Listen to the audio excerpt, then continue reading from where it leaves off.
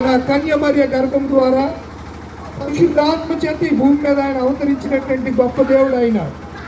అలాంటి దేవుడు ప్రపంచంలో మరి ఎవరు లేరు, ఆయన మాత్రమే మనలందరినీ రక్షకుడిగా రక్షించడానికి వచ్చాడు. అందుకనే దేవదూతలు చెప్పారు,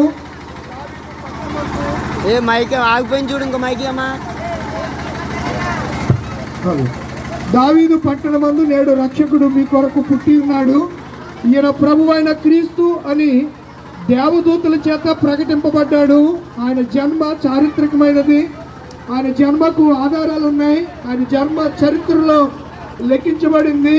ఆయన పుట్టినప్పుడు ఆకాశంలో చక్కని తేజవంతమైనటువంటి నక్షత్రం కనబడింది. ఆ నక్షత్రాన్ని చూసి ఈ ప్రపంచాన్ని రక్షించడానికి రక్షకుడు పుట్టాడని ఆనాటి జ్ఞానులు వెళ్ళి యేసు ప్రభు వారిని చూసి సాగిలపడి బంగారము, సాంబ్రాణి, బోళమును ఆయనకు కానుకలుగా సమర్పించారు.